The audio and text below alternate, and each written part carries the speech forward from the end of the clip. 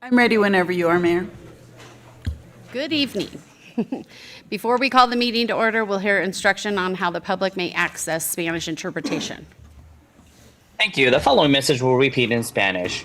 We are offering live interpretation into Spanish via our Zoom platform. To access our Spanish channel, press the interpretation button at the bottom of your screen, where you will see a globe icon. Choose Spanish.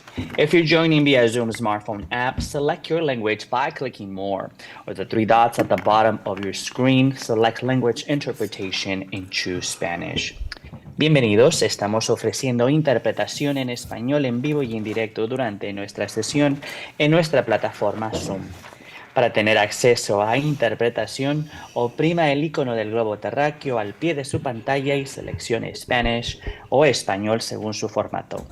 Si está uniéndose vía Zoom en su teléfono inteligente, seleccione los tres puntitos al pie de su pantalla, elija Interpretación de idiomas y pulse Spanish o español según su formato para activar el canal en español. Muchas gracias. Thank you. Back to you. Thank you. Our land acknowledgement. The city of South Lake Tahoe acknowledges the lands we occupy today are the lands and home of the Washishu, the people here known today as the Washoe tribe of Nevada and California, a sovereign nation. Since the beginning of time and for thousands of years before the arrival of any other people, the Washoe lived here and cared for this place with values and intention that we can all learn from. On behalf of the City Council, I would like to acknowledge, thank, and honor the indigenous Washoe tribal communities that are the past, present, and future stewards of the Lake Tahoe Basin. Now I'll call the meeting to order, and if everybody could please join me in the Pledge of Allegiance. I pledge allegiance to the flag of the United States of America and to the republic for which it stands, one nation, under God, indivisible, with liberty and justice for all.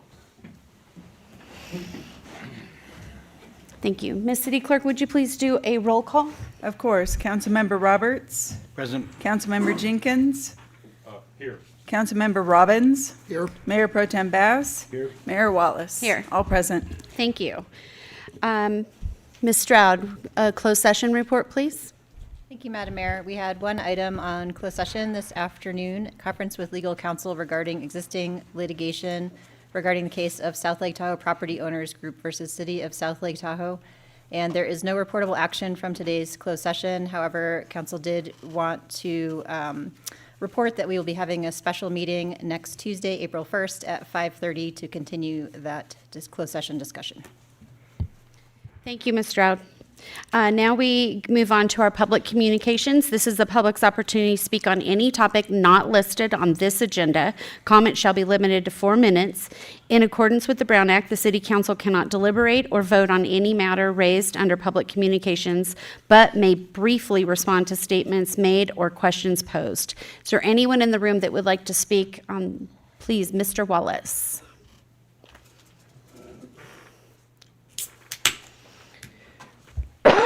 Good evening, Mayor and City Council. At your last meeting, I and also in a letter, I sent 4 possible actions that the Chamber thought on Measure T might be good things to consider. 2 of them we didn't think were such good things to consider. One was to appeal the ruling, which we thought would give you years and years more litigation and animosity in our community, as well as, since the odds of overturning an unconstitutional ruling is very, very rare. The other would be to slow walk the decision, which I'm hoping you didn't just tell me you were doing,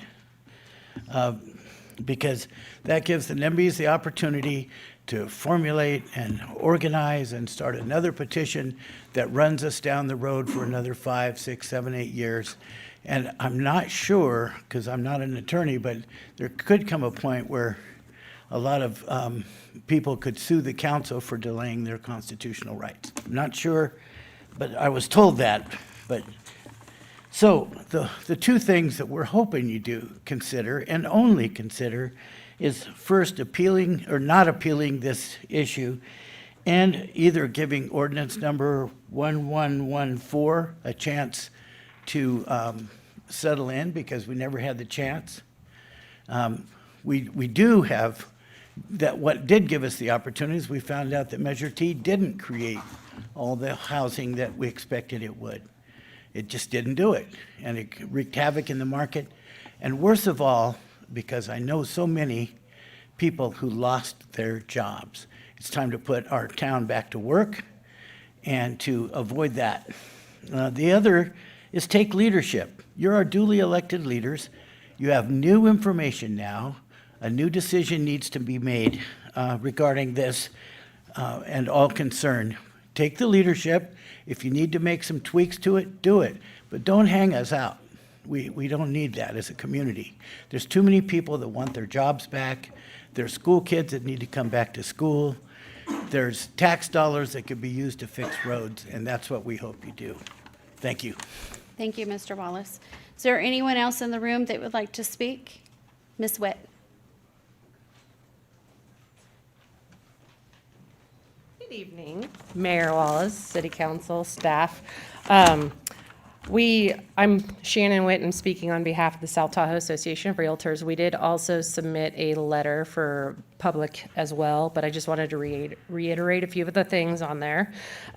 We wanted to we're the South Tahoe Association of Realtors. We represent 325 members, and we support the city, you guys, once again, allowing homeowners in residential neighborhoods to rent our properties on a short-term basis with, of course, strict regulations and robust enforcement that were in place before the ban happened. We urge you guys to accept the court's decision and not pursue an appeal. While the issue was decided by the citizens in an election, it was by just 58 votes. That's an incredibly narrow margin of less than 1%.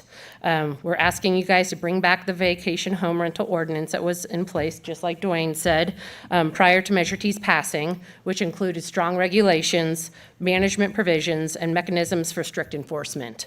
The city could concurrently establish a working group with representative stakeholders in the community to recommend adaptations to the ordinance as needed to ensure that it is reasonable and balanced. When Measure T passed and the ban went into effect in 2021, the city lost our TOT revenue from the 1,400 legally permitted BHRs, and now has the opportunity to bring that revenue back to its coffers to be used as the council deems best fit, potentially to help with housing and related programs the city identifies as needed and desired by its citizens. The city council could once again implement permit and enforcement fees to ensure that administration and enforcement of the VHR programs is self-supporting. We are more than happy, as the South Tahoe Association of Realtors, volunteer leadership to be available to participate, to assist, and to support you guys to work through this process. We have a number of great ideas, and we do believe that the ordinance that was just put into place before it got banned was starting to work. And the code enforcement was amazing, and there could be a lot of money brought back to this community, as well as jobs, as Dwayne has stated before. So thank you very much. Thank you, Ms. Witt. Mr. Loberg?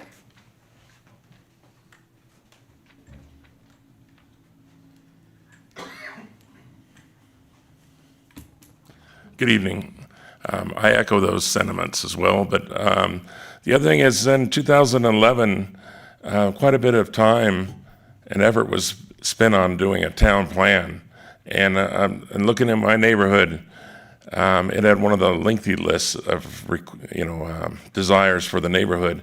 And looking at it, doesn't look like anything's been done off that list since 2011. That's 14 years.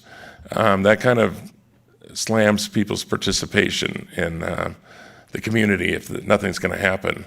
The only thing that's changed is one bicycle path sign has been put up. But other than that, no sidewalks, no curbs, no drainage, no additional fire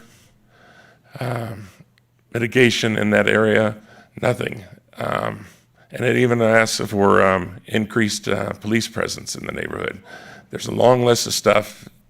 Nothing's been done. The other is the property a little further down from my community of Highland Woods. Just down from that is the Motel 6 property. And it's pretty despicable that supposedly environmental organization, the Conservancy, can come in there and just take property, purchase the property of the Motel 6 and override the town plan. Just because they got deeper pockets than somebody else. Quite a bit of time and effort's put in those plans, and I'd like to see some of it come to fruition. Thank you. Thank you, Mr. Loberg. Is there any other member of the public? Mr. Iman. Hello, City Council. My name is Eric Iman. I'm just here to reinforce what Dwayne said and the lady from Realtor said. I back them 100%. Measure T hurt the city, hurt us in finances. You got your Generation Zs and X that use vacation rentals, not the hotels. So please do not do the appeal on it if you could. Thank you. Thank you, Mr. Iman. Anyone else? Oh, please come forward.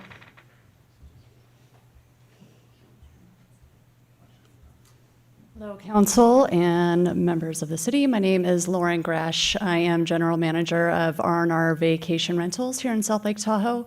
One thing I want to mention, the general feeling from our clients who lost their permit with Measure T and who are doing some seasonal rentals right now is they are very hopeful that they'll receive their permits back and that you do not appeal this case.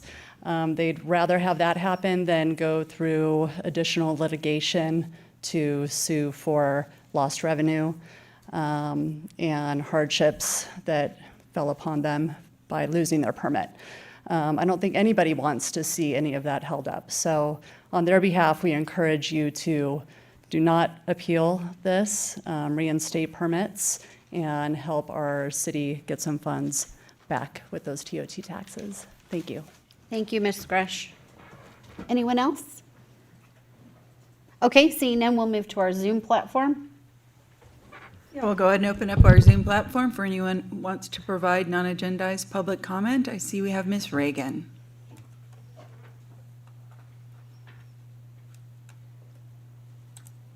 Angie?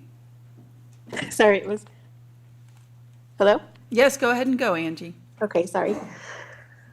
Hi, everybody. This is Angie Regan. I'm just here representing Access Tahoe. Today is Cerebral Palsy Awareness Day, and last Friday we recognized World Down Syndrome Awareness Day. As we approach April's Autism and Neurodiversity Celebration Month, we continue our mission of spreading awareness and advocating for accessibility and inclusion every day. In that spirit, I'd like to share that we will soon be hosting a book club featuring the Anti-Ableist Manifesto by Tiffany Yu. Stay tuned for details on the date and location and pick up your books. Today, I ask you to turn your attention to our senior community and the state of the South Lake Tahoe Senior Center. I understand that responsibility for the center is shared among the county, the city, and Seniors Inc. However, over the last 5 years, particularly since COVID, activity and support for our seniors has noticeably declined with no clear action plan in sight. Currently, it's my understanding that the city covers the utilities, the county runs the senior nutrition lunch program, and Seniors Inc. coordinates activities. Is there a designated city staff person that oversees the center to assist with coordination? Membership has dropped from over 300 members pre-COVID to just 65 today, with an annual membership fee of $25 per person. That leaves the organization with only $1,625 for the year for all gatherings, activity, food, and prizes. They host a monthly potluck, but without access to the kitchen, seniors must bring their own crock pots to keep food warm. The main hall is mostly open only from 11 a.m. to 1 p.m. on weekdays, and there's no Wi-Fi in the space. Many describe the 1958 building, which has seen few upgrades, as depressing, cold, and uninviting. Most cities and counties dedicate far greater resources to supporting their senior populations, recognizing that they are a vital part of the community. Our seniors deserve better, whether through improved facilities, expanded hours, more programming, or increased financial support. Simple enhancements like a mural, plants, comfortable furniture, and updated decor could help make the space more welcoming. I've spoken at previous council and commission meetings to highlight the needs of our seniors, and I urge the city, county, and private sectors to step up with increased funding, donations, food, prizes, activities, exercise, art, music, phone and laptop assistance, entertainment, and community support. I'm also helping expand some of these volunteer activities and entertainment opportunities for the senior center through Seniors Inc. If anyone would like to contribute, please feel free to reach out to me at peacelovetahoe@gmail.com. Thank you for your time and consideration. Thank you for letting me speak. Thank you. All right, next up, we have Dugan Smith. Hi, can you hear me? Yes. Okay, great. Thanks. I'll keep it short this time. My name's Dugan Smith. I'm a South Lake Tahoe resident and former vacation rental property manager and owner. I understand that the city has got a lot to consider, but I would urge expediency in making the necessary decisions. And I would encourage you very strongly to not appeal the ruling, allow Measure T to expire, to quickly reinstate permits to people that had them taken away wrongfully, who still own their property and want to get back to business, unlock all the benefits for them and community business and for the city itself. And then if it's deemed that we need tweaks to the 2018 ordinance, to take that as it comes, and use your power as the council to bring the community together and find a great solution going forward. Thank you very much. All right, thank you. No additional public comments, Mayor. Thank you very much, Ms. Blankenship. We'll move on to city commission reports. Is there any city commissioners in the room that would like to make a report to council? Okay, seeing none. We'll move on to our consent agenda. Madam Mayor, I will need to recuse myself from consent agenda item number 3. My employment opportunities as a major vendor at these events. Thank you, Mr. Roberts. Anything else, council? Yes. Mr. Jenkins?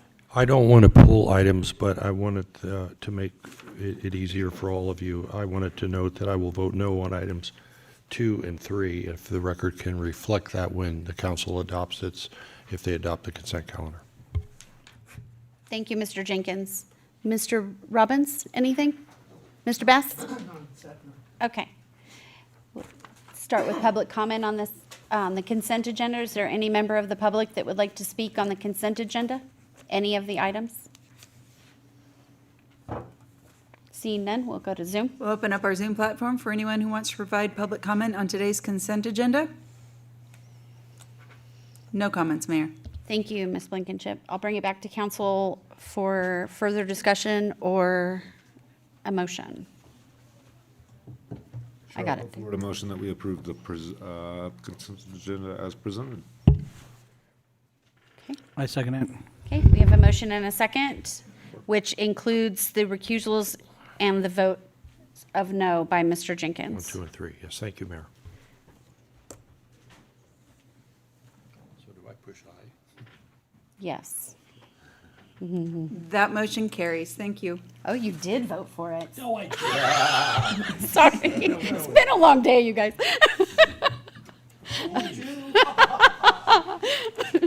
Okay, moving on to our regular unfinished business. Item number 6.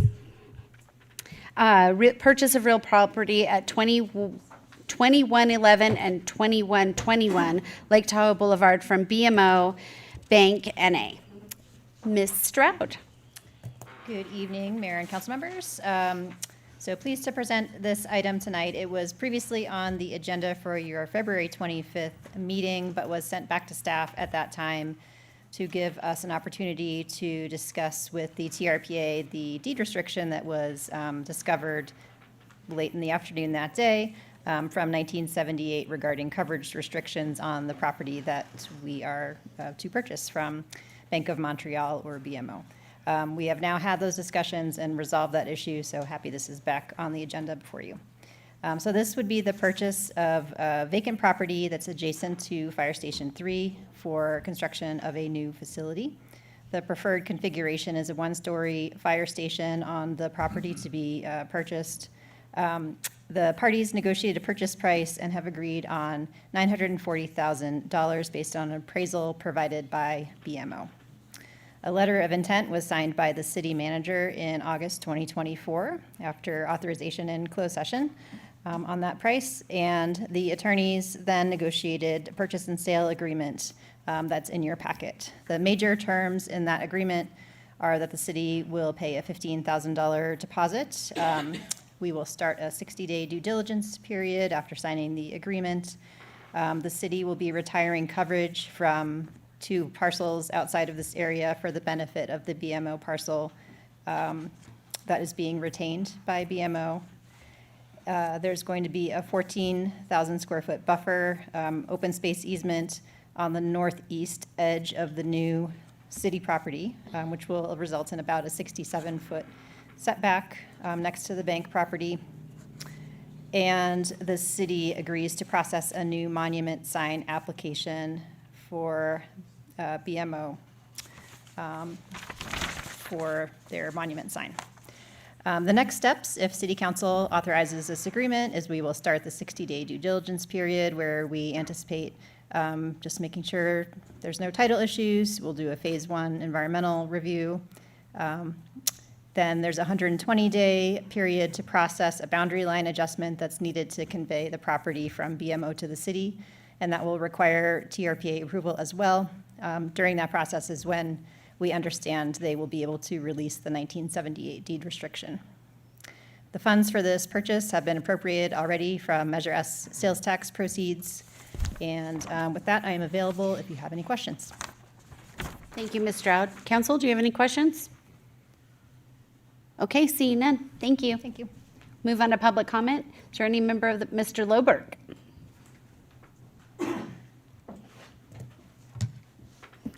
Nearly $1 million for a piece of property. That's pretty steep. But when you want it next to one of your existing facilities, that drives the price up. I don't understand why other properties weren't explored.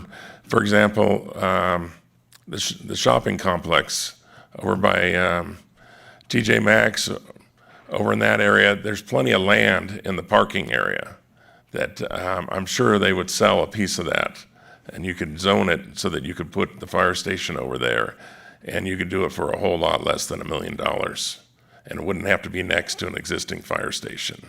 Thank you. Thank you, Mr. Loberg. Is there any other member of the public that would like to speak on this item? Okay, moving to our Zoom platform. There are no hands raised, Mayor. Thank you. Just for clarification, it's replacing Fire Station 3. Fire Station 3 will be in full operation during the construction and then will be torn down. So, Mr. Jenkins, I'd like to make a motion. I think there's other, Sorry. Well, no, you can go ahead and make the motion. I just wanted to say I think this is a really exciting thing for the city. I think that we're making good moves to rebuild the fire station into an enhanced service building eventually that can be a 1-story building. Fire Station 3 can stay in service as we construct it with the purchase of this property. So it's a really good move for the city. This was something that, you know, as we kind of looked at it and moved along, it was like, oh, okay, well, there's a potential to possibly purchase this and really be able to do what's good for the future of the fire department in the city. So I think it's a great thing to be approving this today. thank you, Mr. Bass. Mr. Jenkins, do you want to make the motion? I'd like to ask a question. Mayor, Oh, I'm sorry, Mr. Jenkins. Mr. Robbins has a Yeah, it'd question. be nice if staff could respond to the question about other sites that were considered for this Fire Station 3 replacement building. I would say there was some general conversation with realtors as to what availability existed. There was one parcel down on Emerald Bay Road. It was deemed to be too small, and there was questions about how the Phase 1 environmental assessment may turn out. And really what we were looking for with this fire station design is a drive-through bay rather than a reverse backup bay, and this site lends us all those amenities that we really wanted to have in the design. Thank you, Mr. Robbins. Now, Mr. Jenkins. Thank you, Mayor. I move that the council authorize the motion that's contained in item 6 in the agenda. That's so it's accurate. Is that all right, Madam City Clerk? If you could read the motion Yes, that's I can either read it. on the agenda or in the packet, that would be great. Yes, yes, thank you. The motion is authorizing and directing the mayor to execute the purchase and sale with BMO Bank NA for the purchase of approximately 73,108 square feet of real property in the amount of $940,000, and authorizing the city manager to execute further documents, take further actions necessary to implement the purchase and sale agreement. Second. Oh, sorry. No, Sorry, I thought. either way, however she records, it's fine. Okay, we have a motion and a second. Everybody's clamoring to be that. Everybody please vote. That motion unanimously carries. Before we move on, I would just also add that part of the challenge with sites like, frustrating challenge with sites like the TJ Maxx is that they have parking minimums that are required as a function of the amount of commercial floor space. So eating half that parking lot would probably eat into their required parking amounts. Thank you, which is Mr. Robbins. Part of the challenge there as well. Moving on to item number 7, our community choice aggregation feasibility study. Ms. Letton.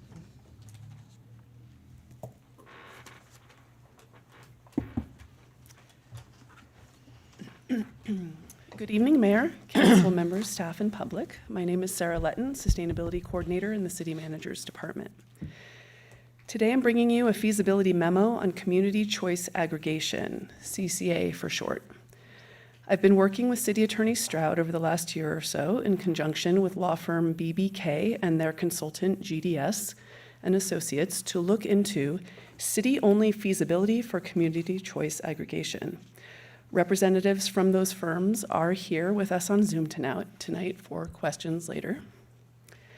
CCA programs are common in California. They serve over 14 million residents. CCAs have gained popularity in communities concerned about local control, resiliency, rates, and access to renewable energy. All ratepayers in California who are served by investor-owned utilities have access to forming or joining a CCA. An IOU traditionally does 3 things. It builds and services poles and lines, it hosts your billing, and it procures energy. A CCA is a public agency that takes on that procurement piece and sets rates. Within the rate setting, CCAs can also decide to create and fund programs that benefit ratepayers. Staff were first tasked to look into community choice aggregation in 2022 when the Caldor fire was recent and resilience and climate concerns were top of mind. For most of a year, staff met with numerous times with CPUC staff to explore ways to achieve resilience, local control, pollution reduction, and rate relief. At the same time, staff were pursuing other ways to increase resilience of city facilities while reducing pollution and finding cost savings. We also worked with Liberty on an MOU on undergrounding lines and on pollution reduction projects. Those efforts failed and resulted in no long-term franchise agreement. Recent proposed Liberty rate increases shifted attention back toward the feasibility potential of CCAs. Liberty Utilities is considered by the CPUC under the category of small and multi-jurisdictional utilities and is not regulated by the CPUC the same as large IOUs where CCAs are common. An additional uniqueness is that our energy comes from Nevada and is in their balancing authority, not California's. This is a novel situation for CCA, but it is not the barrier that we thought it was early on in exploration. The memo was able to address this and a number of questions that were also thought to be barriers. In summary, the memo suggests that community choice aggregation could work out financially for city ratepayers. However, with a given amount of administrative costs, the realities that wildfire risk mitigation costs do not go away with a CCA, it is worth taking the next step to explore finding economies of scale with more ratepayers by either joining an established CCA or looking into joining a regional effort at creating one in Liberty territory. Preliminary conversations with our neighboring CCA in Western El Dorado County, Pioneer Community Energy, have been positive. Representatives from Pioneer also happen to be in the audience tonight. To let Pioneer and others know that the city is interested in the potential of joining a CCA, the city could apply for an affiliate membership in the state's member organization of CCAs known as CalCCA. It is free and simply lists us on their website with others who are interested in expansion into our city. That is the end of my presentation, and as a reminder, our BBK CCA Specialist Attorney Ryan Barron and consultant with GDS and Associates Amber Geschwen are on the Zoom, and we are all available for questions. Thank you, Ms. Latin. Mr. Jenkins, do you have questions? First, I applaud the staff and the council for directing that we look at ways to positively affect rates, electrical rates. California Public Utilities Commission, as we all know, is giving massive increases in utilities, including Liberty. And so I would also hope that, and maybe this is something you can look at, is the opportunity to long-term to get grant funding, not rate, but grant funding for underground utilities. It ensures reliability. It's less fire prone, and it's also an added asset to property.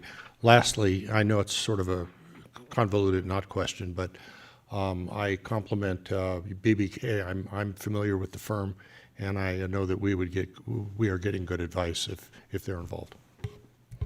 Thank you, Mr. Jenkins. Does anybody have any questions? Mr. Robbins? I'm pretty sure I know the answer, but I just want to clarify for public knowledge.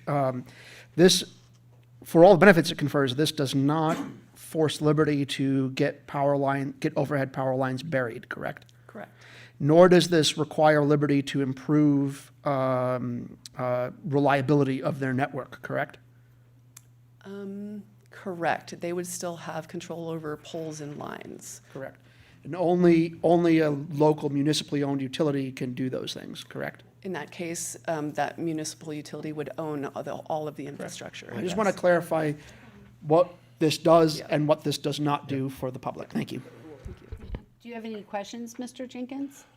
But my understanding is if we're working well with Liberty, that is it not possible that they could agree if grant funding were available to underground utilities, and so that there would be benefit both to the ratepayer and to their company in terms of reliability. Is that not possible? We have not found any grant funding available for Well, there's called undergrounding, but certainly. the Lake Tahoe Restoration Act. We're in a high hazard fire area.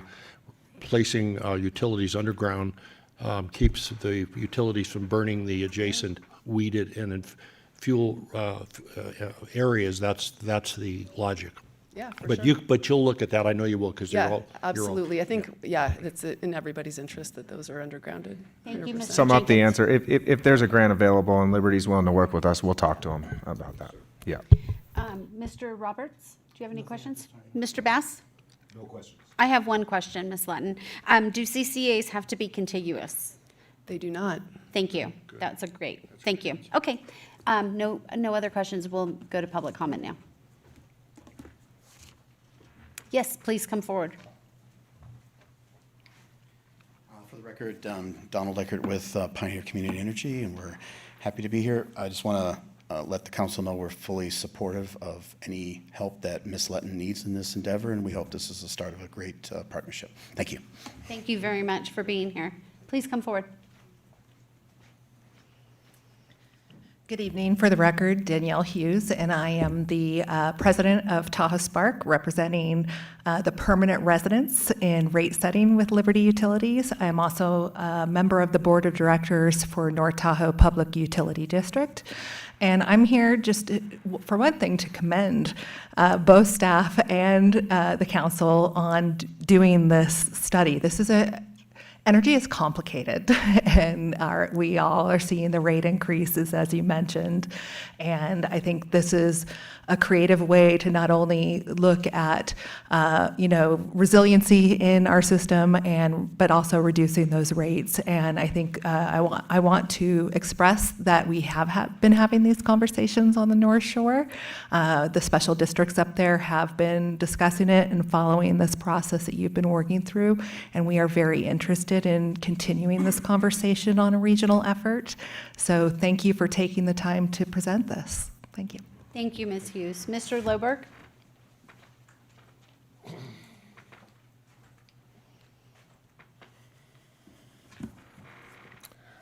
I don't think we need another layer of bureaucracy. They're not talking about lowering our rates. It's going to cost more to have a whole nother set of bureaucracy administering this. Now, as far as undergrounding, we're already paying to have power lines underground on our bills. Unfortunately, San Francisco decided to pass legislation to divert all the money that the state pays to their undergrounding of their utilities. It was supposed to go to everyone, and you just apply. But no, San Francisco decided to take all that money. And so we're all paying for San Francisco to get theirs underground, but no one else can get that extra money. It's on our regular bill. There's a line item on there. And they use their power to take that money. Yeah. That's not what we're doing right now. Okay, thank you. Thank you, Mr. Loberg. Any other members of the public in the room? As soon as we come back. Can we please go to Zoom? Yeah, I do see one hand raised. Blake?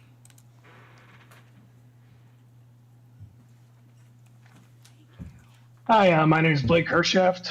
I live in Tahoe City, and I work for a CCA, Peninsula Clean Energy. I've lived in Tahoe City for 6 years. I have been very impressed by the impact of CCAs. My entire career, I've worked nationally and internationally on the climate change problem. Our CCA provides lower electricity costs and amazing programs for customers. Every day, I help another customer fully electrify their home for free, entirely covered by Peninsula Clean Energy. We're a not-for-profit, and we provide 100% clean electricity. We have some of the dirtiest electricity in the state up here, and Liberty isn't really making much progress. I strongly recommend moving toward a CCA, and I know the north side of the lake will agree. Thank you. Thank you. No additional hands raised, Mayor. Thank you, Ms. Blankenship. Mr. Jenkins, you have a question? My understanding to Mr. Loberg's, and staff can clarify, my understanding the San Francisco operate their water and supply comes from Hetch Hetchy. I don't know that to the extent that they have control over Rule 20 money. Rule 20 money is what everyone pays, has paid historically to underground facilities. So if in fact we can't get our Rule 20 money, I would hope that we look at figuring out how to get the Rule 20 money to help underground. And secondly, if this organization, if you find that it's not going to help reduce rates, then I don't want any participation in it. That's my comment. Thank you, Mr. Jenkins. Mr. Irvin, we had a conversation where Rule 20 was just part of an aside. I think we were talking about the Johnson Boulevard, and we do get funding from Rule 20, don't we? We're still waiting for that Okay. project, but that's something we have let Liberty know, and it's of importance to us. So we're going to keep fighting for it. Yeah. Yeah. Okay, thank you. So public comment is over. I'll bring it back to council for discussion. We've heard from Liberty multiple times that they have no interest in further acceleration of their undergrounding projects. Or whatever rate they're doing now, that's all they're going to do. They have made that abundantly clear to us, and we don't own their stuff. The only way to increase the rate of utility undergrounding, a CCA does not do that. It does other things that are of value, but the only way to increase the rate of undergrounding utilities, which is a fire safety issue, is either somehow convince Liberty to change their mind, which they've indicated they have no intention of doing, or to become to develop a municipally owned utility, which would then report to the city or regional governments that would have the ability to increase an undergrounding. But either way, undergrounding utilities is, if you thought road paving was expensive, it's eyeball-wateringly expensive, and we do it whenever we have like big road projects that we'll do what's called dig once, where we'll try to do some utility undergrounding along with road drainage, along with repaving, and try to do all that together as much as we can. But there's no pot of money that's of sufficient size to do undergrounding of utilities at a rate faster than what's happening now. And certainly Liberty has no interest in doing anything more than what's happening now. So we can't do what we're not able to pay for. And yes, it's included in the utility bill, and what you've gotten is what Liberty is willing to do. And that is the amount that they are doing for that price, for what you're paying. And that's not going to change either way. One thing that I just highlight, so Johnson Boulevard is a big complete street project on our capital plan to do design work, acquire right-of-ways, obtain design plans, and bid out the project for construction. We are in close conversations with STPUD on what their future undergrounding waterline work is, as well as Liberty, to make sure that they know that this is a top priority project for us, and it's a long corridor with a lot of lines. Thank you, Mr. Irvin. Mr. Jenkins? I think Councilmember Robbins raises, the obstacles that we face in looking at a long-term strategy of undergrounding. But every year, the Congress, or every few years, they pass a Lake Tahoe Restoration Act. One of the biggest things that we need to be focused on, a really big thing, is keeping our city and our region from burning down. One of the sources of fire, as you look at what fire incidents that have occurred, they're not all sources, and I'm no expert, but is from lines, utility lines, that have fallen into heavily fuel-abundant properties, or just fall in themselves. So I think what I'm not saying it's easy, and I don't think the ratepayers should have to pay, but I think it's important that we look at ways to A, reduce rates, B, that we look at grant funding, like through the Lake Tahoe Restoration Act, where we have a congressman, a Congress, a Senate, and a president, or whether you agree with everything they do, but at least that can influence getting grant funds to make us more fire safe. And that's, I'm not saying it's easy, I'm not saying it's even possible, but if we don't try, nothing will happen. Let's make that effort, and I'm sure we have the staff qualified and consultants who can help us in that regard, keeping the ratepayers in mind and the safety of our community in mind. I tend to agree, and I would actually like a better understanding. I wouldn't suggest this as directive because I don't have enough understanding, but I would like to gain a better understanding of what funds could be available through the universe of grants, including but not limited to the Lake Tahoe Restoration Act money. But there is a universe of grants that could help us underground utilities.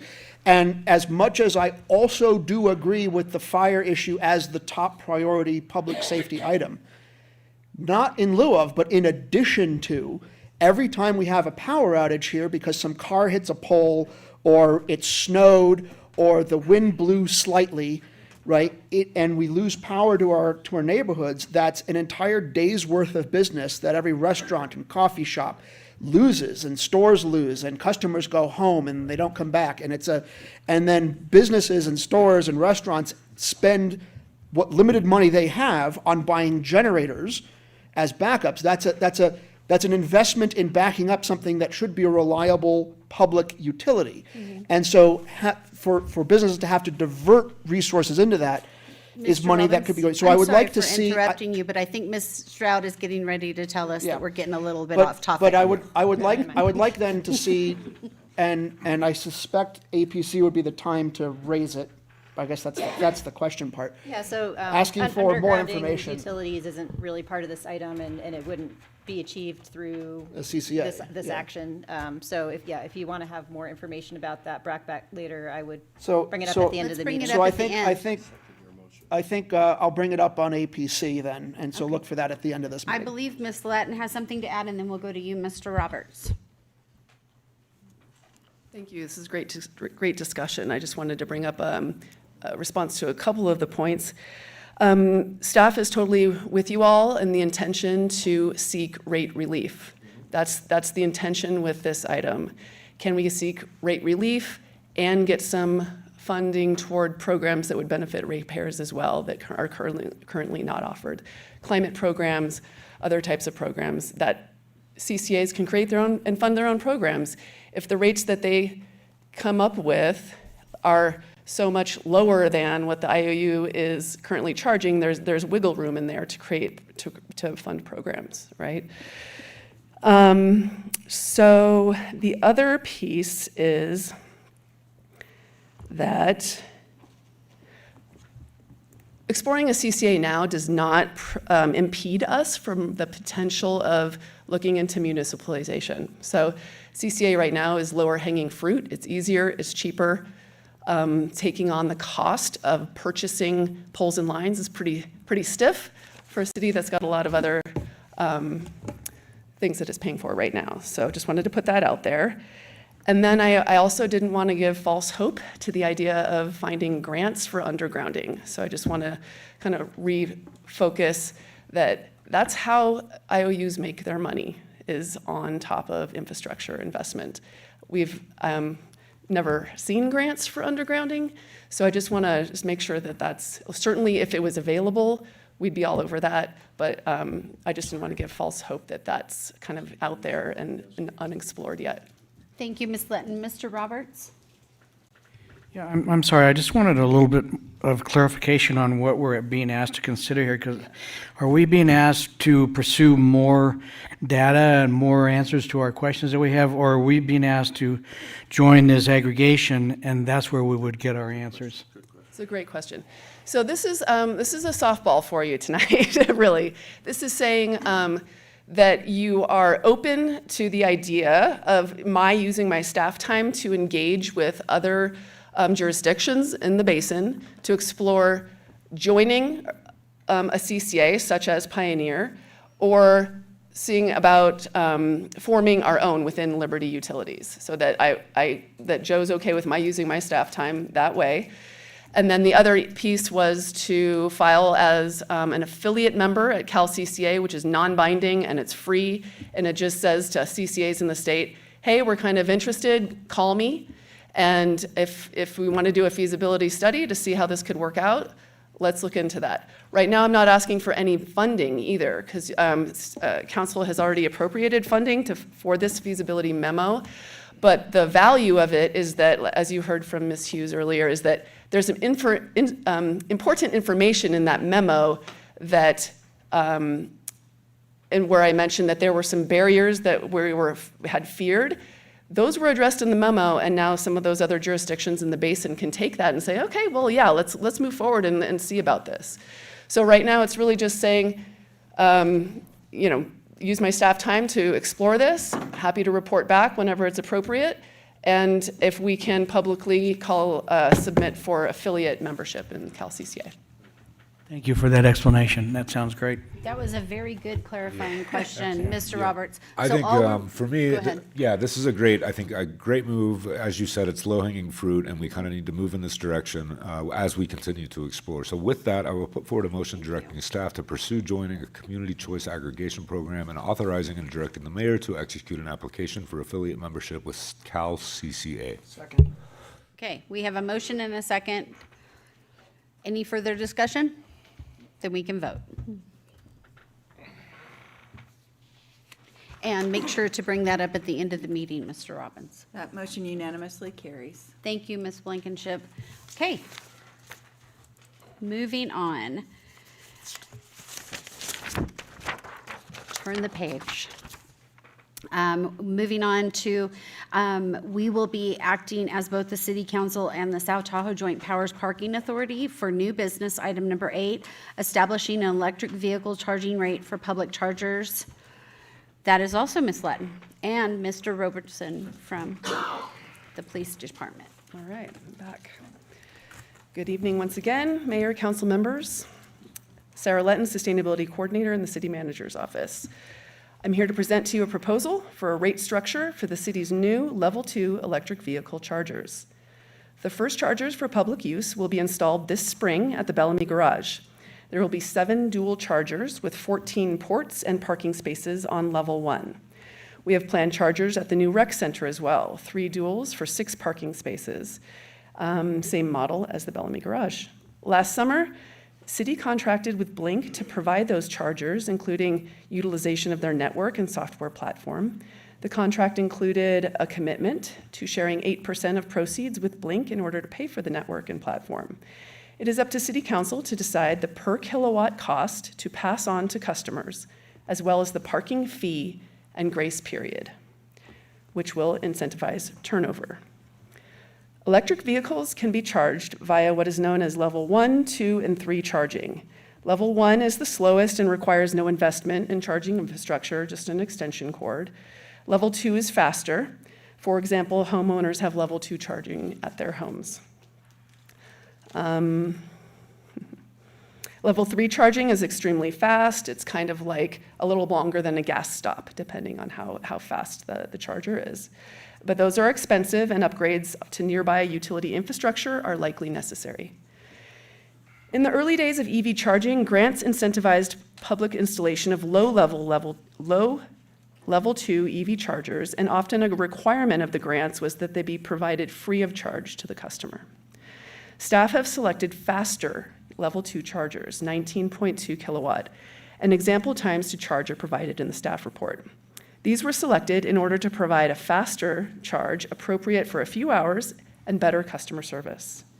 While the EV market, with the EV market maturing since the early days, staff recommend not subsidizing the cost of electricity and are presenting a cost recovery strategy in the kilowatt hour rate recommended. The proposed kilowatt hour rate is built on the city's actual cost of electricity per kilowatt hour, an estimate on the actual cost of operations and maintenance per kilowatt hour, an estimate of the city's cost of equipment and installation per kilowatt hour, and Blink's 8%. At today's cost of electricity, that comes out to be 0.4108 per kilowatt hour. Because Liberty sometimes changes rates multiple times a year, staff propose indexing the cost of charging to the actual cost per kilowatt of electricity. This allows staff to adjust the cost of charging without needing to bring this back to council every time they change rates and risk losing money while providing the public charging. It's a simple back-end entry that takes very little time, and Liberty posts updates on rates on the first of the month. It's like a 5-minute task. In addition to a per kilowatt fee, staff propose a parking fee. This is a fee incurred after a grace period once customers have a full battery. The customer will be notified via text or app that their session is complete and remind them of the grace period, which we are proposing as 15 minutes. After the grace period, the parking fee will commence and the light on the charger changes. Staff recommend 50 cents per minute in order to incentivize turnover, which we have defined as good customer service. We did a lot of research with stakeholders, and it had been expressed as frustrating as an EV owner when a person knows of a local level 2 charger, and that parking spot is taken up all day by the same car once it's already been full. So the parking fee incentivizes the EV owner to move their car.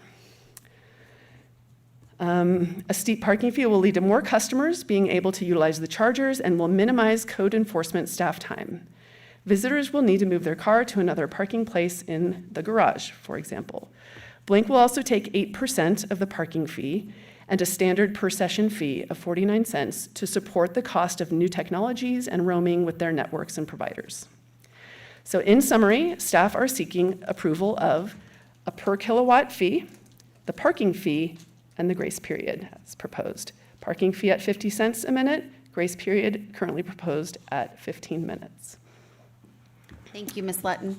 Council, Mr. Robbins. The measure says citywide, but where are these EV charging stations currently? Yeah, so we're looking at if you go to the second entrance at the Bellamy Garage on the level 1, they're on the right side.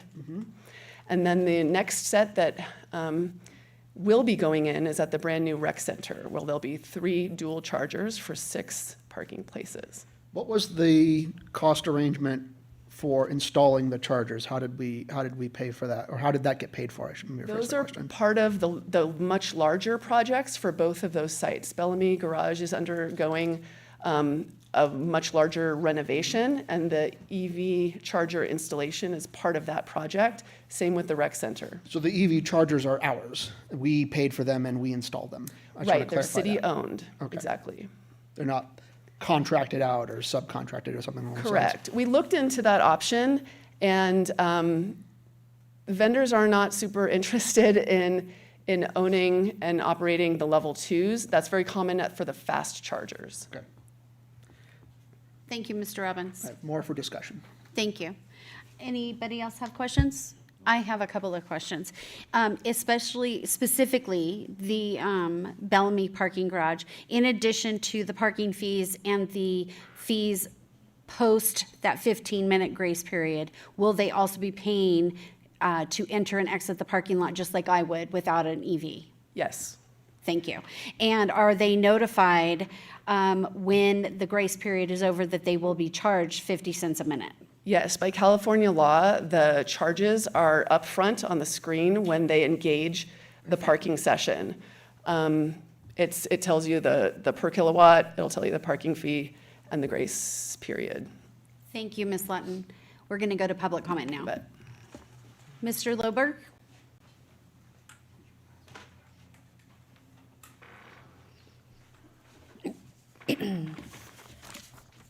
There's some information on here, but talking about recovering this fee, that fee, and it's going to go toward this, and they're going to take their cut. But bottom line is, are we ever going to recover the cost of installing these? How long will that take? Will that ever happen? Are we just putting these out here for one segment of the population, and the rest of the population is paying to put them in? Once again, we're paying to benefit a few. The majority has got to pay for this, and then we're going to put them in the fire station when that gets built. Are these going to be charged ones at the fire station? I haven't seen an electric fire truck, but it seems excessive to be putting these every place. If we're not going to get our money back from these, let them charge them at home. Let the hotels put them up. We don't have to put them up. There's plenty of places people can charge. Thank you. Thank you, Mr. Loberg. Is there any other member of the public that would like to speak on this item? Okay, seeing none, we'll move to our Zoom platform. We'll open up our Zoom platform for anyone who wants to make public comment. No additional hands raised, Mayor. Thank you, Ms. Blankenship. Ms. Letton, would you please come to the podium? Could you please address Mr. Loberg's? Yes, so the math behind it is a 10-year cost recovery, and the intention is cost recovery on this, not a giveaway. Thank you, Ms. Lenton. Okay, I'll bring it back to council. Mr. Robbins, you said you had something for discussion? Yeah, I think sort of the underlying idea here is that we're trying to encourage a switch to EVs in the environment, and one of the ways that is something that is encouraged is by having what's called destination charging, right? That is, you drive up to here, and then you charge, because home can be in the Central Valley somewhere, or in Texas somewhere, or wherever. You're able to charge at the place you arrive at. And one of the ideas is, for example, Heavenly has this, where if you are charging your EV you can park right up front by the stairs at Cal Lodge, right? They have a couple of EV, or 3 or 4 EV parking spaces. They've added like 1 or 2 more every year or so.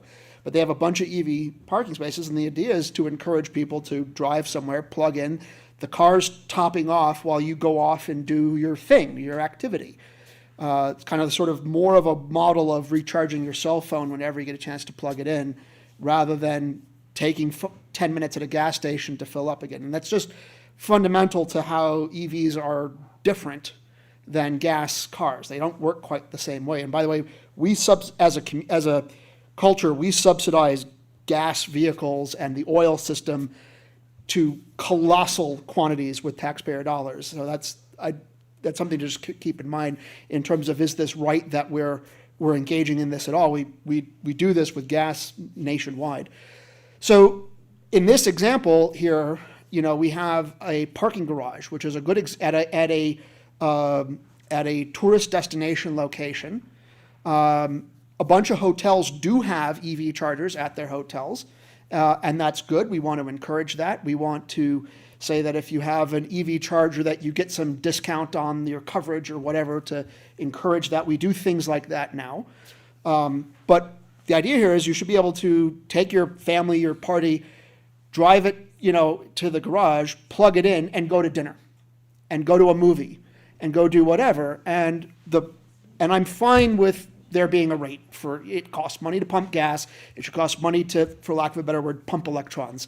That's reasonable. And it should be whatever the appropriate prevailing cost. And I want to commend the city on the whole aspect of not having that be something that keeps coming back to us every time it needs to change a penny. I would just be very happy not to have that on the agenda, to cede that authority to set rate appropriately. It's fine. We can review that when we want to. But the thing with having, on this agenda issue, with having like a overtime fee and a fine and citation, which I think is actually like the next agenda item, so I don't want to get too ahead, because I think these two are pretty closely related. You should be able to go to dinner and then not worry about having to move your car in the middle of dinner because it suddenly finished charging. Like, the idea is you should park, top off, and go do your thing. And we should just install, ultimately, since it's a cost recovery, more EV points at some point in the future. The idea is most spots should be coming with EV charging infrastructure, at least at the level 2, because that's ultimately long-term going to be likely the future of how vehicle transportation is going to be working. But for right now, I like everything, except I would like to delete or adjust at least the overage fee. Like, it should be enough that you should be able to park your vehicle, go have dinner, go see a movie, and then come back without getting slapped extra for parking, given that you're already regularly paying for parking in the garage, just like any other parking car. Well, since nobody else is on the list, I'll just say I disagree somewhat, because I think that cost recovery only happens when people are charging. And if people are sitting there all day long and after they've charged, then we aren't allowed or able to get cost recovery, which makes it make sense. And that's my opinion. That's a good question. I'd be happy to talk about extending the grace period. Yeah, well, excuse me. I didn't No, mean no, to- please, I more or less agree, because there's only 8 of the units in the whole garage. And so for the Tesla, I have a Tesla with supercharger. It starts charging you if you fill up and you stay plugged in. It starts to charge you because there's only so many chargers and people need to use them. So it's an idea that somebody just takes their car out of that stall, moves it to another parking stall. That opens it up for somebody to charge. And as Mayor Wallace said, I think that there's a real, there's a real need to kind of make cost recovery happen, unlike the oil industry. So, so with that, I don't. Yeah, but I just want to say that makes total sense for a level 3 charger. Right. Where I it's get where you're charging, coming where from. the idea is it's charging fast enough that you're not really leaving in the meantime. If we had for a- level 1 and 2, Yeah, if we had a perfect world and we had a charger at every parking stall, fine. But when we only have 8, and they're probably going to be in demand, hopefully, we want them to be charging. So I mean, is that a problem that we actually have where people are camping? We don't Because know yet. bearing in mind. We don't know. Yeah. There's no But chargers in the parking probably garage with currently. there's been a lot of new EVs. I mean, you see them all over the place. So we probably will see that. I mean, So with that, I'm going to put forward a motion that acting as the city council pass a resolution adopting an electric vehicle charging rate structure for city-owned publicly available electric vehicle chargers, and two, acting as the South Tahoe Joint Powers Parking Financing Authority, pass a resolution establishing an electric charging rate structure for public chargers at the parking garage. I would have liked to have talked about, making that rate overage amount a little more of a grace period. Before, right, as an option. 'Cause we can make that amendment in the motion. It just, And I know, but That's not I'm. how Rosenberg's works, but hold on one second. Let's vote on this and then have discussion. Or no, let's have discussion now. We've got a motion and a second. So. Did we get a second?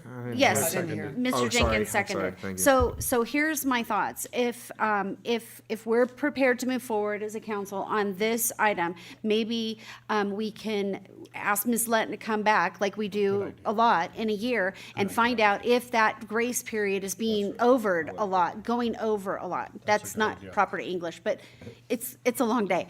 And then we can adjust it, because I don't disagree. I just think that if we're going to get cost recovery, we have to have people charging. So let's vote.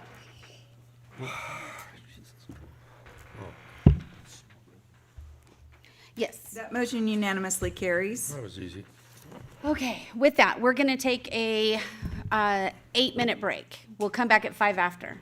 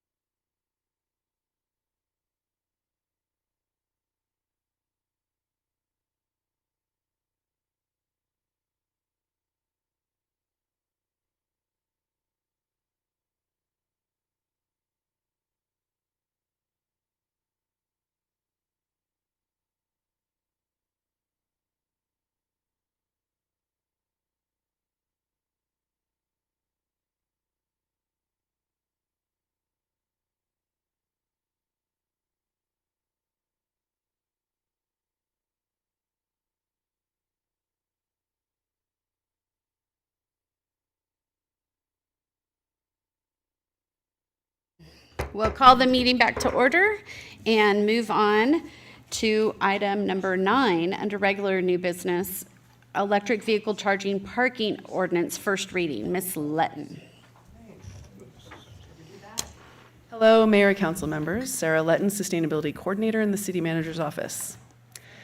I'm here to present a first reading of a proposed electric vehicle parking ordinance. Having worked on this with Police Department staff, Lieutenant Jeff Robertson, City will soon be hosting 32 parking spaces with available electric vehicle charging.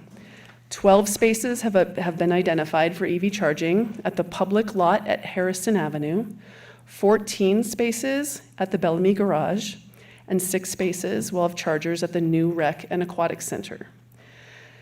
By adopting the electric vehicle parking ordinance and by designating the spaces identified by resolution, the South Lake Tahoe Police Department will be empowered to cite those who are parked in a designated electric vehicle parking space while not charging the vehicle nor incurring the parking fee. The city has defined good customer service as having chargers available, which translates as high turnover, which allows for more customers to have access to charging, including at the city-owned level 2 chargers, as well as at the superchargers that will be going in at the public lot at Harrison later this year. A citable offense incentivizes proper usage of the parking spaces for EV charging only. It disincentivizes those who want to park and not charge a vehicle in spaces designated by resolution for EV charging. A citable offense is easy for code enforcement to identify. A charger with a flashing blue light indicates a car is charging. A charger with a solid blue light indicates the user is incurring the parking fee. A charger with a solid green light indicates no car is plugged in, and a car parked in the spot is therefore eligible for citation under this proposed ordinance. The proposed fee for citation under City Code 4.25.435 is $75 per offense and will be added to the master fee schedule. The ordinance uses standard language, nothing particularly unique compared to other cities. This concludes my presentation. Happy to answer questions. Thank you, Ms. Letton. Mr. Robbins? Yeah, I just need to clarify the distinction here. So if they are encouraging the 50 cents a minute fee, which I think is onerous, but if they're incurring that, then they're not eligible for citation, period. Is that correct? Yeah, the thinking behind that is kind of like a double jeopardy sort of idea. If you're already paying a parking fee, we're not going to slap. The intention is not to also slap This is if you've a parked in the citation. space and you're not connected, period. Correct. Okay. Whether that's an EV or any other car. Yeah. Right, it's simply not purchasing the service from that spot. Correct. Under any circumstance, including overage fees. Yes. Thank you, Mr. Robbins. Mr. Bass? Yeah, kind of a silly question. Why green and not red?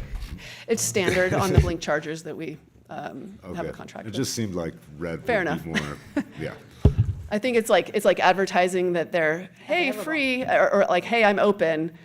And if you don't plug in, you're still saying Well, free. maybe no- it doesn't, It may not know that there's a car. it may not know that there's a car there, yeah. Yeah, it doesn't know. Yeah, exactly. Okay. I don't mean Mr. Bass. free as in cost, but available. Mr. Jenkins? What are the staff implications of now giving to the police department citation on these electric vehicle? Is there a what is the implications for staffing, current staffing? If I can, I'd like to ask Lieutenant Robertson to address that a little bit. Maybe unpack a little of the history of what's happened with our parking program the last couple of years. Sure. Hi, I'm Jeff Robertson, Lieutenant with the Police Department. Over the last few years, we've developed a parking ambassador program that initially addressed parking at Crescent V. And then it developed into parking along Bellamy. And so we have 4 parking ambassadors now, the breadth of which they're going to enforce are probably going to be citywide. We're going to look at the RPPP. They're going to enforce stuff up in Heavenly during the winter, the RPPP at the Lakeshore Homeowners Association in the summer. So they're going to be doing parking enforcement pretty much citywide. So I don't see an immediate impact on staffing for having to address the EV chargers. The office for the parking garage is like 75 feet away from 14 chargers. That'll be easy. The ones at the ones at the rec center, that will probably take somebody that's mobile to grab those. Just for clarity, the RPP is the residential parking permit program that we have in the Heavenly Valley neighborhood and Lakeside Park neighborhood. Thank you. Thank you for the clarification. Thank you, Lieutenant We're Robertson. the land of the alphabet here. Mr. Roberts, do you have any questions? No, I don't. Okay, we'll move on to public comment. Is there any member? Mr. Loberg.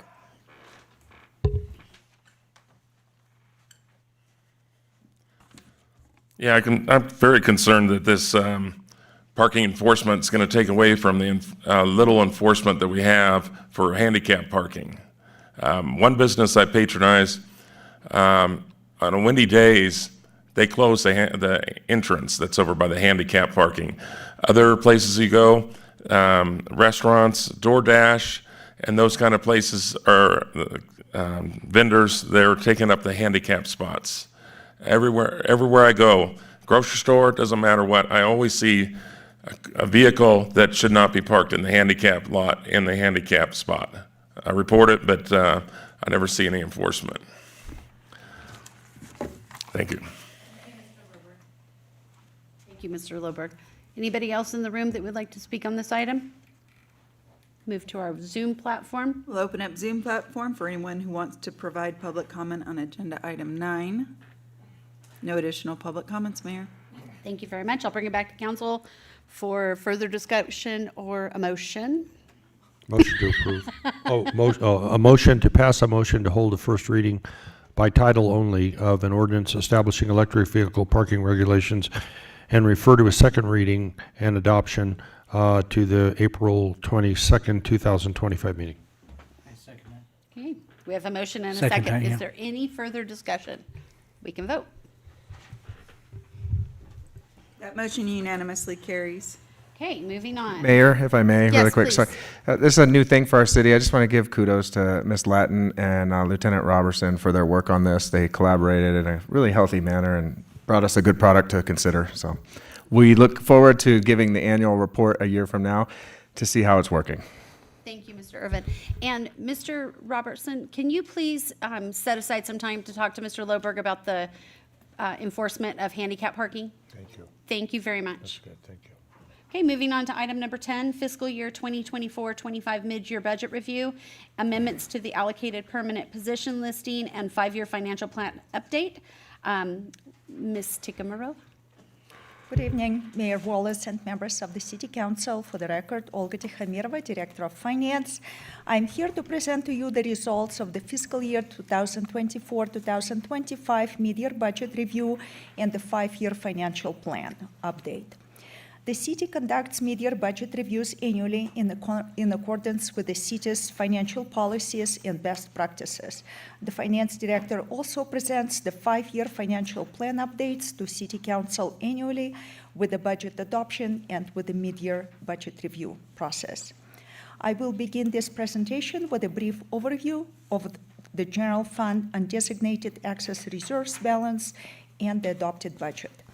The general fund undesignated excess reserves as of September 30th, 2024 amounted to approximately $9.1 million after using $500,000 in the adopted budget.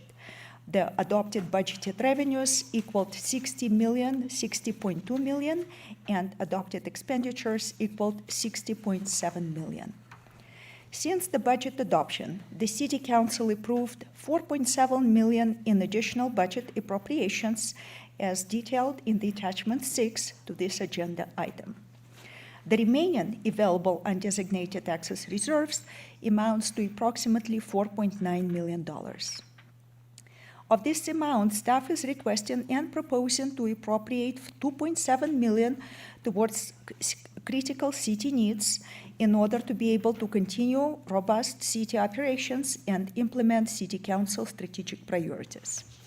The $2.7 million in the net mid-year budget adjustments is resulting from the increase in the budgeted general fund revenues by $2 million and increase in the current budgeted general fund expenditures of $4.7 million.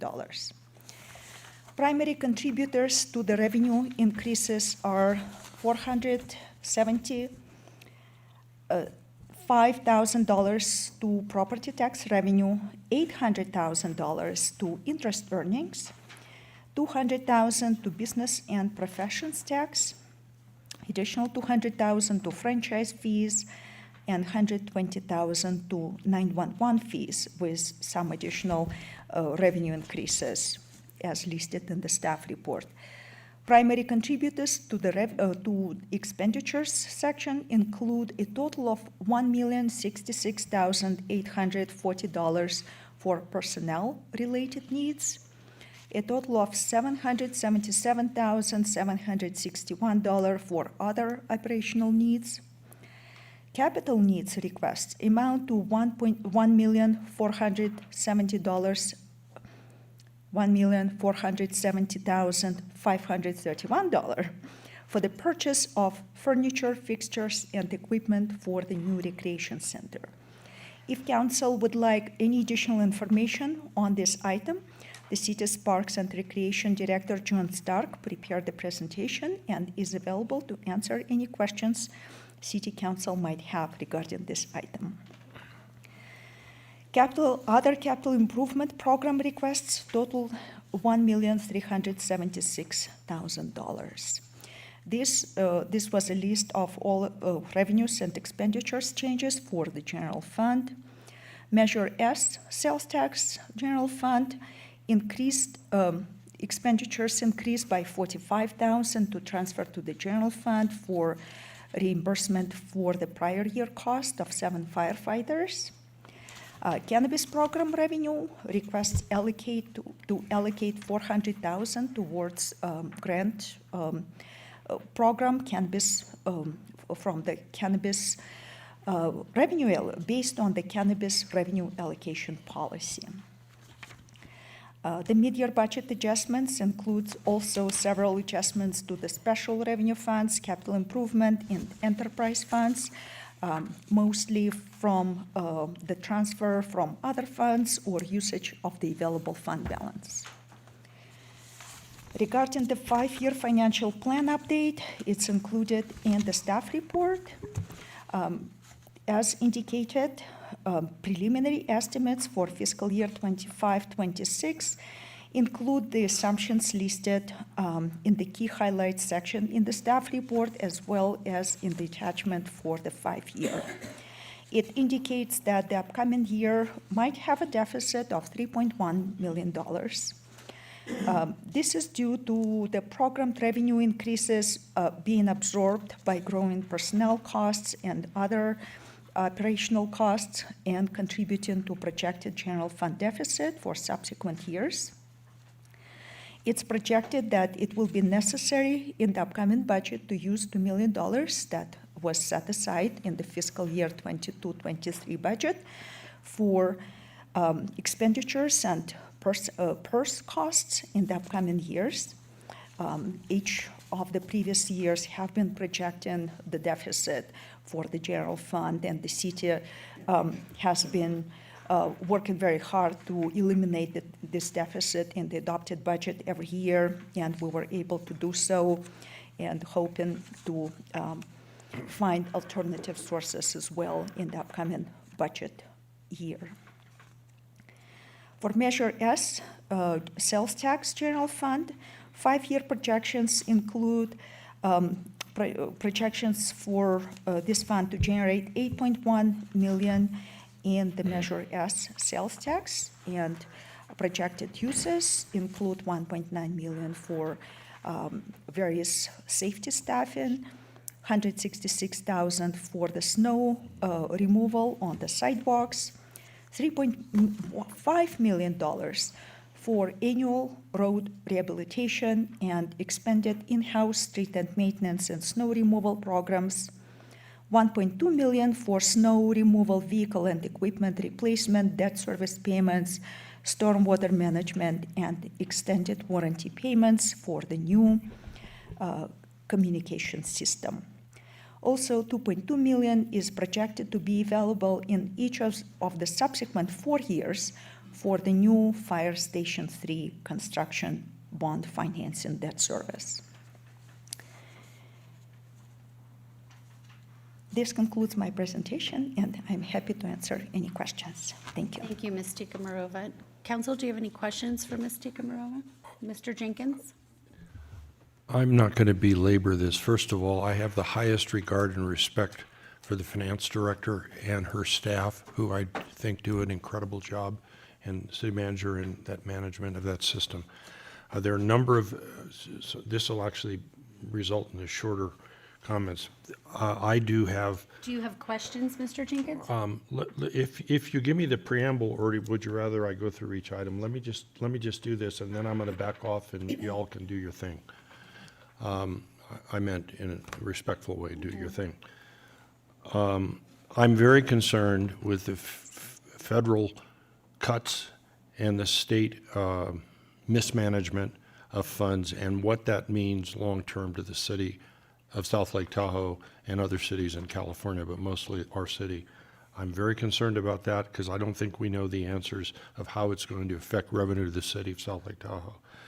I'm also concerned with using more commitments of general fund to transit instead of aggressively seeking TDA funds that now they should be going to us, and I understand the city manager and staff is pursuing that avenue. I'm also concerned with what I read, that there's a projected $3.1 million budget deficit at the end of the year. I know all of these things will be looked at. The city manager is very aware of the concerns. I did submit all of these and to you.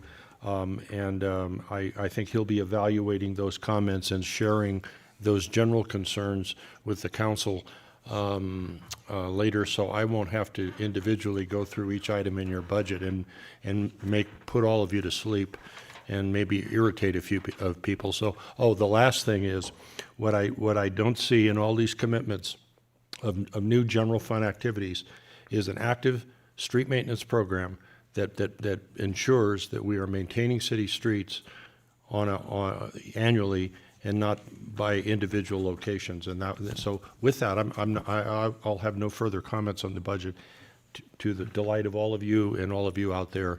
But there will be some information coming forward from the city manager will evaluate based on my comments that I've submitted previously. Just to respond to your last comment, 3.5 million from the Measure S sales tax is projected to be allocated annually for road rehab, street maintenance, and snow removal. Thank you. And if I may, Mayor, I heard some questions in there. So I clearly understand the question about our reliance on general fund. We're not growing a lot of new general fund. Measure S was a big win for the city. It reopened Fire Station 2, helps us with road rehab. So we are reaching a place, in my opinion, for our budget and forecasts on plateauing with revenues, and our expenditures continue to grow. So over the last 5 years, we've added programming and staff, very talented people who care about their craft and are doing a lot of good work for us. But we are reaching a point of capacity, in my humble opinion, and we need to really sharpen our pencil and hone in on what the focused priorities are from the council. Thank you, Mr. Irvin, and thank you, Mr. Jenkins. Thank you, Mayor. Council, do you have any questions for Ms. Tikamarova? Okay, I don't have any questions either. I wrote some stuff down, but it was for something else. Mr. Loberg, I see you're adjusting yourself to get up.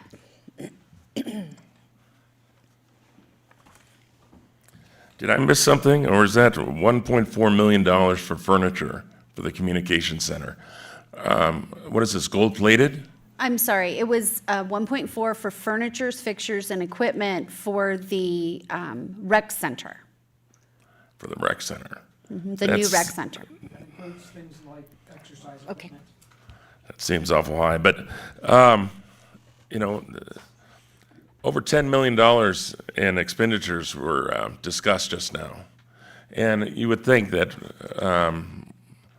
we could have the courtesy of having a $2 sheet up there that has those listed, enumerated, for the public's consumption. I mean, you all probably have a copy of it, but if you're going to rattle off over $10 million worth of expenditures, it'd be nice to see where they're going. Thank you. Thank you, Mr. Loberg. Just so you know, we always have an entire packet for all of the items on the agenda over on our desk over here, and you're welcome to peruse it anytime. Is there any other member of the public that would like to? Mr. Gregorich? As you're coming up, I'm just going to say thank you to Mr. Gregorich publicly for helping us on the BMO property situation. Thank you. Good evening, City Council. I'm speaking as a member of the Parks and Recreation Commission, and we've been supportive of the staff efforts to ramp up staffing and programming of the whole recreation department. Took a bit of a hit with COVID, and we've got the new rec center under construction, will be opening in just about a year. So a lot of the proposals that staff has recommended to you is related to getting the initial staffing and furnishing and equipment necessary to have that successfully open next spring. So we support the staff recommendation on that. It's important to get that budget allocation now because there will be some lead time to get folks hired and to get equipment and other items ordered, delivered, and put in place. So putting on another hat as a board member for the Parks Foundation, we want to assure you we will be a partner with the city on pursuing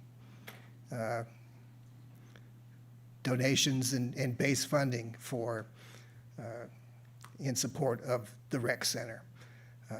We've been organized. We're out now. We're starting to initiate discussions and explore potential donations. We've secured several of 5-figure donations. We're pursuing some other 5- and 6-figure donations. So we expect that will be coming in. That will supplement. We'll be a partner with the city on funding equipment and scholarships to get people in there and have this be a vital and important community. Of the decimal point, 5 figures, the left side of the decimal point. Yes, Mr. Jenkins. Yeah, yes. Have it be a vital community asset. So thank you for your consideration. Thank you, Mr. Gregorich. Is there anyone else in the room that would like to? Mr. Wallace?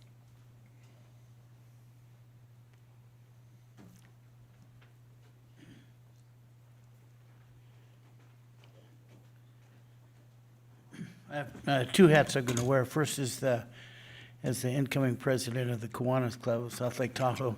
We are proud to be among the first, if not the first, organization to step forward to donate to the equipment in the rec center, $50,000 donation for honoring Bob Bonhauser and recognizing the Kiwanis on the scoreboard. So we're proud to do that, and we're hoping it kicks off a string of as many other private donations as we can so we can help subsidize that. Then in my chamber hat, I can tell you that the budgets over the years, in all the years I've been here, have always done the roller coaster just like California does. It's just, and it's really tough. And my only advice is try not to do too many programs because the people in the program, sometimes the program is short term, but it's hard to let those people go because they're valuable people who are talented, but you end up paying them for the rest of their lives or having to let them go when it's just a matter of looking at the way the curves go and try to adjust to it and rein in spending. There's so many wants, but the actual needs are sometimes a little different. Having been on the budget committee at SDPUD, I can tell you that. And the public right now just can't suffer any more raises of any kind. And the other is, I think I know where about $2 million a year is, and it's called Measure T, so keep that in mind. Thank you. Thank you, Mr. Wallace. Anybody else in the room? Okay, we'll move to our Zoom platform. We'll open up our Zoom platform for public comment. No additional comments, Mayor. Thank you. I will bring it back to council for further discussion and/or a motion. Sure, you know, just a little discussion on the transit side of things, you know.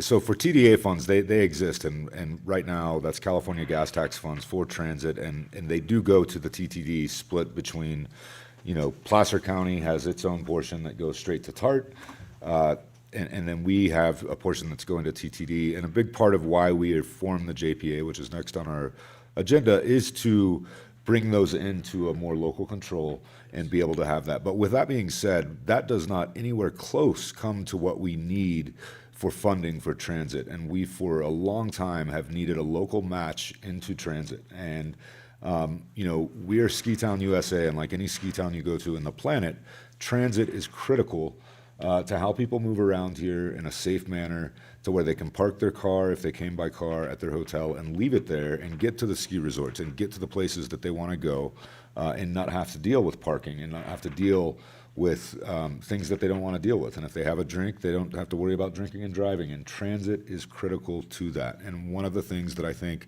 we have really, in a way, dropped the ball on the last decade is funding transit after the casinos quit funding transit, after we had failures with the privatization of transit that happened, which I don't even want to get into, but we are trying to overcome that. And a major part of overcoming that is a local contribution. And I think it's really great that we are seeing in this budget, as well as the last budget, that the first kind of contributions to transit from the city in a really long time. So to me, I very much support the move to not only fund Lake Link as we are, but also the $106,000 for the contributions to the startup for the transit JPA.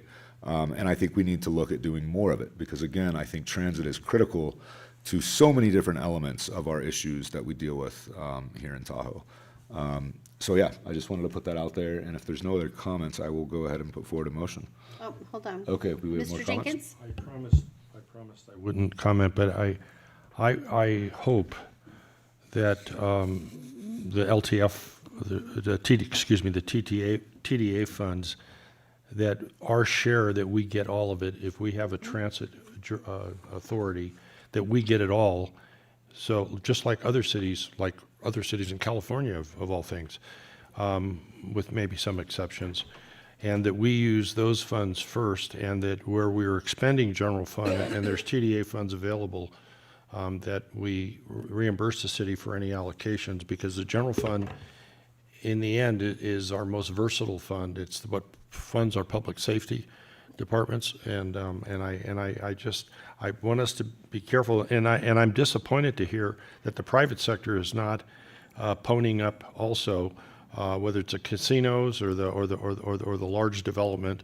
I'm really, that's disappointing to hear that they're not going to pony up and do their part, and that needs, I would hope all of you look at that as a possible source of additional funding. Yeah, thank you, Mr. Jenkins. I will just say to you that that's what the TMAs, the South Shore TMA, as well as there's also one in the North Shore, they're both in the compact. That's why they exist, is for the private sector to be able to contribute. There's a lot of different dynamics of what that funding of private dollars can go towards, but we have seen a lot of private,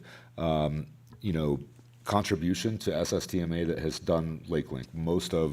There's a ton of different private people that have contributed to that. So hats off to SSTMA for that, and I think we'll see more of that as we continue to succeed in transit. So, In fairness, at the same time, the time that I've lived here, I've seen Heavenly go from contributing to the bus service in the city to zero contribution to bus service in the city. Well, they used to but fund the TTD, and they still have a board seat. It was on a the TTD but hold on though. I will say though So- that yes, I was there when they did give money to TTD, and the fact still have the is board that seat, they don't TTD give them any didn't money. deliver, and so now Heavenly has delivered that transit on their own. And I will say this year, I think they've done a pretty spectacular job, in my opinion, actually, on what they've delivered this year for transit.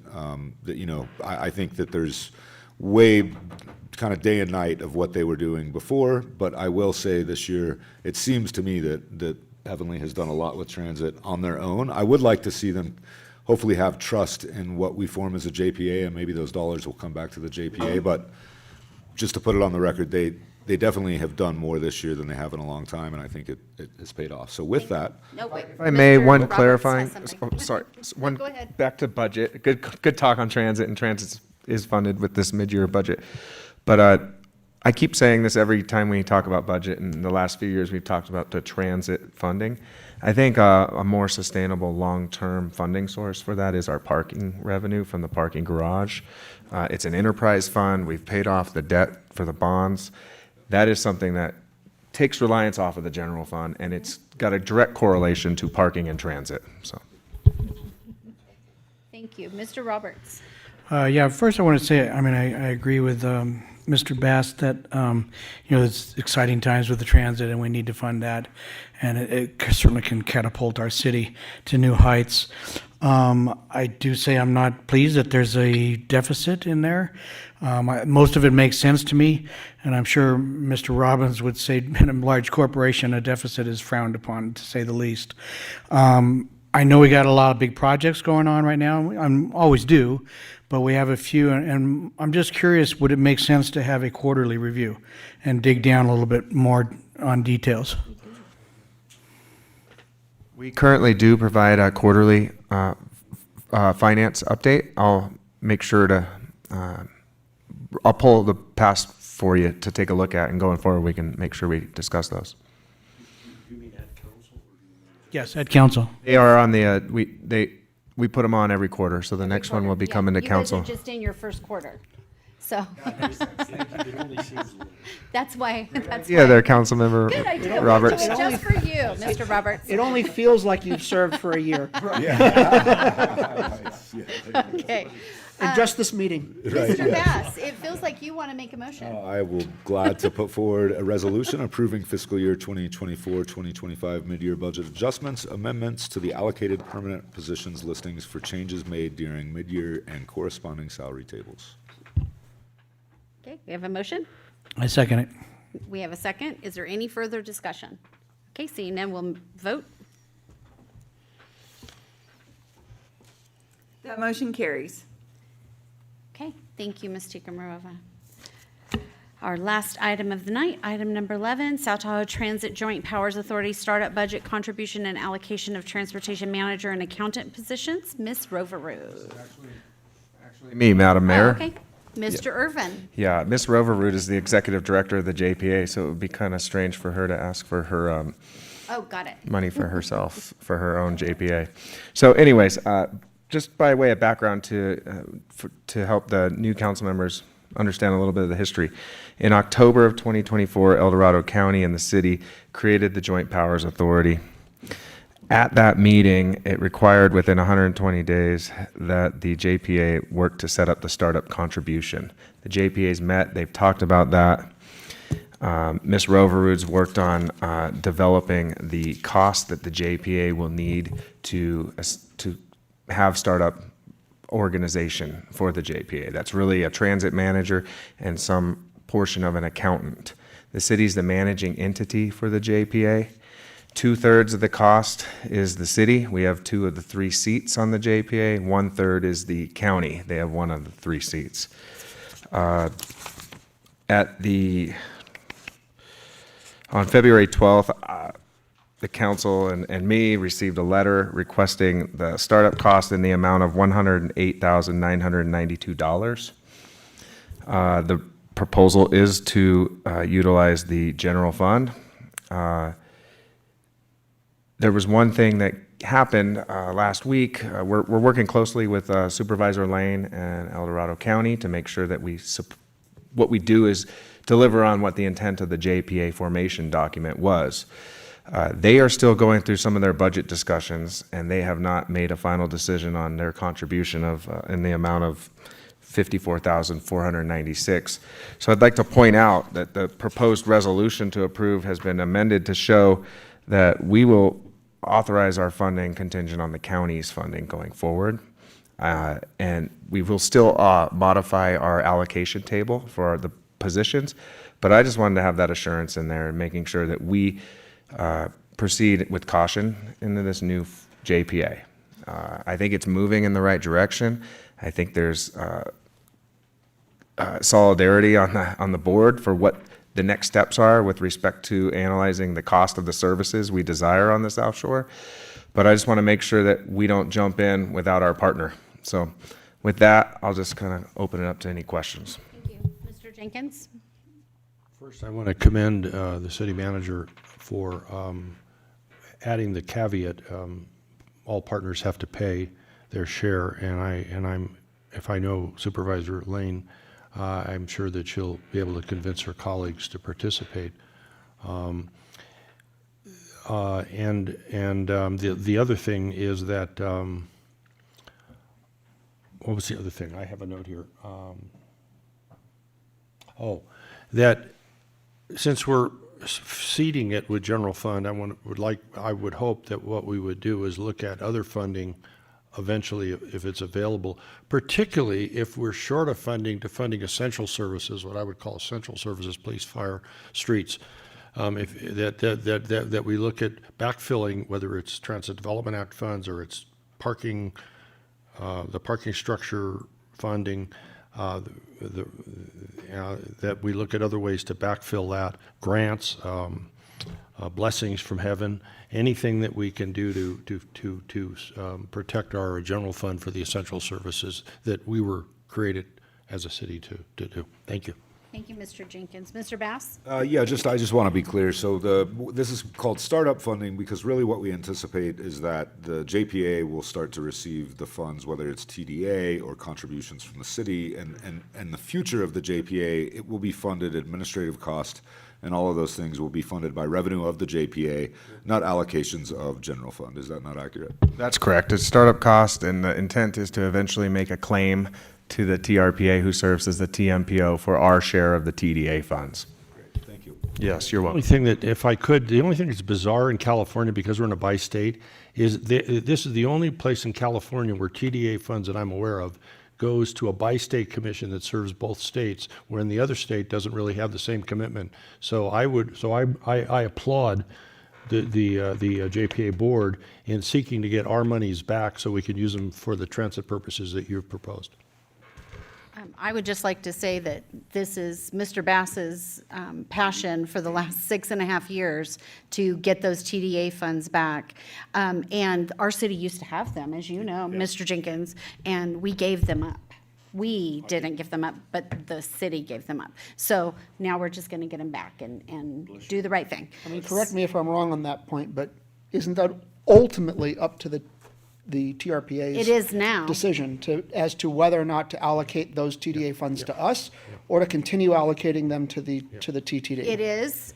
So- But we have certainly a good argument to make. Yeah, and that's the point of the JPA is that we are together with El Dorado County as the California, portion of the South Shore, and there shouldn't be a reason as so long as we create the JPA in a way that we are legal recipients and that we can prove that we're going to deliver the service. I don't think we're going to see a problem with that, but that's part of the process and why we're going through it. In fairness, like I've been, the several TTD meetings that I don't know if we're getting too far off topic or not at this point, but I've been on it for 6 years, Yeah. and I can tell you right now, it's been a long road, so Yeah. the few that you've been in, it's good that you're there, they've because I been- don't need any more they- meetings. but- They've been questioning as to whether or not they think that the TRPA will give us, but Well- I imagine that's the position they would hold, right?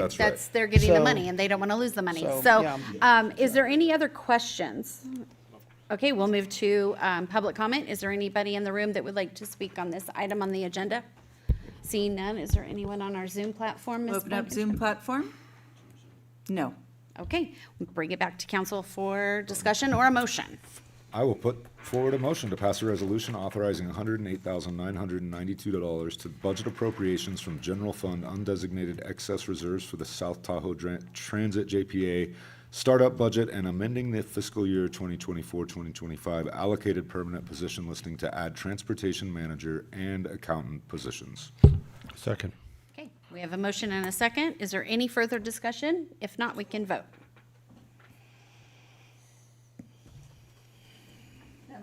That motion unanimously carries. Great step forward. Yes. Moving on to item number 12, our agenda planning calendar. Mr. Irvin. Yes, Madam Mayor and council members, I just want to highlight the addition for a new special meeting starting at 5:30 on April 1st. That'll be the top of the APC. And then on the 22nd of April, three things I'll highlight is the shared mobility device safety and liability option discussion, i.e. scooter discussion will be coming back. And the pay for success agreements with Tahoe Coalition for Homeless and Emergency Shelter warm room discussions are on the April 22nd meeting as well. Excuse me, did you say also, Mr. City Manager, if I may, Mayor, that this topic of the, with the Measure T, that'll be coming, is that the April one also? Yes, Yes, sir. okay, thank you. You're welcome. That's all I have for the APC. Are there any questions for Mr. Irvin? I'd just like to point out it's our fourth week in a row that we're going to have a meeting, and we haven't done that since COVID. It's true. Yeah. Okay, updates and announcements. Ms. Stroud? None at this time. Thank you, Mayor. Thank you. Ms. Blankenship? Yeah, just one. I had a proclamation request for Autism and Neurodiversity Celebration Month in April. Yep, okay, good. Whatever. All right, April 22nd, it'll come back. Thank you, Ms. Blankenship. Mr. Irvin? Yeah, I had it on my list to highlight for the council. This Friday, 4 p.m. to 6 p.m. at the South Lake Tahoe Recreation Center, Liberty Utilities will be holding a customer service open house forum. So anyone that wants to talk to them about services, rates, undergrounding, please go and make your voice heard. And the other thing is tomorrow at 2 o'clock, our planning manager and myself will be driving to Placerville to the LAFCO meeting for the cleanup annexation. Want to drive with me? Yeah, we could, let's coordinate that. Okay. Who's the better driver? Me? Well, yeah. I knew that. Okay, moving on. Council member reports and comments. Mr. Robbins, you, I believe, have something you would like to bring Yeah. up. So following up from the earlier item about, crap, I should have written it down. CCAs. CCAs, yes. Wait, what was Municipal it? No. What was the issue? I'm blanking on. rates and undergrounding. Oh, yes, thank you. It's one- Are you sure you don't want me to do it? What I want to do is go to bed at this point. All of us do. I would like an agenda item at a time scheduled appropriately by staff to discuss or to investigate options for grants and other mechanisms to fund utility undergrounding. What exists, including the universe of grants, including but not limited to Lake Tahoe Restoration Act funds as a potential. But there is a universe of grants out there, and I'd like to know what options we'd like to know what options might exist for utility undergrounding. Thank you. The other one was coming out of the ethics training earlier today. There were a handful of items that came up as rather bemusingly seeming loopholes in California rules that I think we can close up some of them and have a slightly better set of ethics requirements than the state of California, and especially with regards to adult children, probably parents as well. I mean, for some of us, that's still a thing. And close family members in terms of funding that would go and be connected to them as well. And possibly also closing up some of the gift loopholes. But I'd like a general discussion on those items and also other options for adding improvements to the state ethics requirement at the local level. Could I ask a question? Yes. Before I second. So did I understand? Microphone, please. Excuse me, I said darn. Do I understand that the current ethics policy was adopted in, do you say 1992? Yeah. Yes. So having a discussion of it, looking at it in light of all that we know today, I think is a good idea. Yeah, and that goes to our strategic plan item of, sorry, that meeting was 500 years ago now, of 7 days? Yes. of improving local government services. I can't actually remember what it was. It's that one. Yeah. Perfect. Okay, so you have a second. Do you have any reports? Nothing else. Okay, Mr. Roberts. Nothing at this time. Mr. Jenkins? No, Madam Mayor. Mr. Bass? Nothing is The only thing I have is something fun, and that was Mr. Irvin and I last Friday filmed our very first ever cooking show, and we talked about the capital projects in the community, and I'm really excited to see that come out, and it will be playing on Channel 21. Mayor, when are you signing autographs? No. No? I don't sign nothing. Okay, with that, we are adjourned. Sorry, I'm ready.